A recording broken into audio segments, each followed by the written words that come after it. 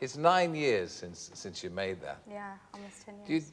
Do you still kind of look back on that as a happy time of your life?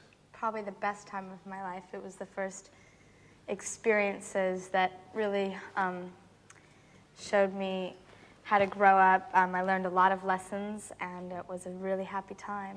Did you? You made friends on the set. You thought, I mean, you were young enough to think of E.T. as a real alien, as a real person. Yeah. Oh, I believed he was one of my best friends in the whole world, and sometimes I still think he is, but he was really important to me. Did you go and talk to the dummy and as if it was a real person? Yeah, I would eat my lunch with him every day. I mean, you were a mature 6 when you made the film. I mean, had you had a lot of acting experience before that? Yeah, I had done 1 feature film, maybe 3 or 4 TV movies, and about 20 commercials. How old were you when you started? I was 11 months when I started. I mean, did your mother want you to be an actress? Well, a friend suggested that she take me on this audition when I was 11 months for a Puppy Chow commercial. And I went in and the dog bit me on the nose. And everybody freaked and like stood still, and I started laughing, and I got the commercial. So after that, I just continued to do some commercials, and I did some TV movies, and I was about 4, and I was staring at the TV, and I said something about this is my life, and she explained to me that maybe, you know, it was too difficult for me, and I said, no, this is what I want to do. So knowing that I wanted it so much, because she didn't want it for me, she just wanted me to be happy. But when she understood that it was what I wanted, she helped me a lot. Well, you're a Barrymore. I mean, you come from such a long dynasty of actors and actresses. Yeah, but I didn't understand that when I was little.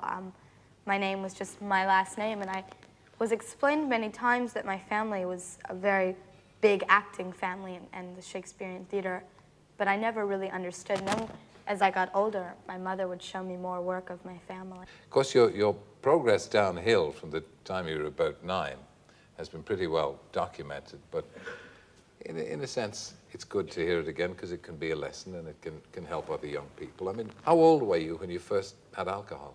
9. And then, well, how did you start to drink? So the usual way, somebody said, have a drink of this. Right. Well, I had grown up very fast, and it's not very normal to see a 9-year-old at a big Hollywood party drinking.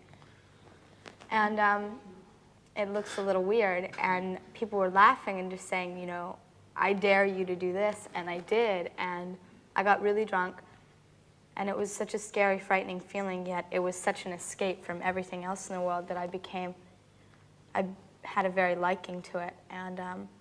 Do you think that because it ran in the family? Because, I mean, there were generations of Barrymores who were keen on the drink. Yeah, my whole family was definitely, they were all drinkers, and they abused it, and they say it's hereditary, and I'm sure it is, because I have a long list of it. But, and what about the drugs? That started when I was around 10 and 11, and... 10? Who gave you your first drug, for goodness sake? As I said then, they were friends, but they weren't really friends. And to me, it just seemed normal. All the people I were around did it, and I thought it was a way of life that was just normal to be living. But I mean, the people you were around weren't the same age as you, they weren't? No, I always had older friends. I was always with a very advanced, older crowd from when I was about 6. How did you feel? You must have felt, they must have made you feel good. Yeah. It did. It was that great escape that you look for when you're younger, or actually at any age in your lifetime, you look for that escape to get away from your problems in life. And when you do drugs, your problems in normal life seem so much bigger that you just, you know, you kind of do more just to get away from them. It's a complete downward spiral. It's a complete downhill cycle that you just get caught up into, and either you make it out or you don't, and it's very scary. And you went for the treatment, but that you had setbacks, and you did some crazy things when you came out of treatment. Yeah, I did. At first I was clean, but I was off drugs, but I still had the same behavior and was still doing the same things. And that's when I really got clean, when I realized I just wasn't doing it right. I mean, is there any kind of, obviously the message is to all young people, don't do it. However young you are, you can fall into these traps. Is there any one rule that you'd say, or anything that you'd say to parents? Well, that whole I mean, you can't just say no, because they don't listen. I didn't listen, and other friends of mine didn't listen. You have to really understand where your kid is coming from a parent, and you have to let go and turn it over to like either a higher power, whatever you believe in, and have a lot of patience and understanding and really help your kid. And for the kids, it really depends on the individual, because everybody is different and everybody needs a certain different type of help to get through their problem. And hopefully they can find the right one and really stick with it, and it takes a lot of patience and a lot of understanding. And how old are you now? I'm 15, almost 16. And you're just living a day at a time? Yes, 1 minute, 1 moment. We wish you well, and it's good to see you look well. It's good to see a young person come out the other side. It must have taken a great deal of fortitude, strength, and intelligence, but it looks as if things are on the up for you. Very. We look forward to seeing E.T. with you in it.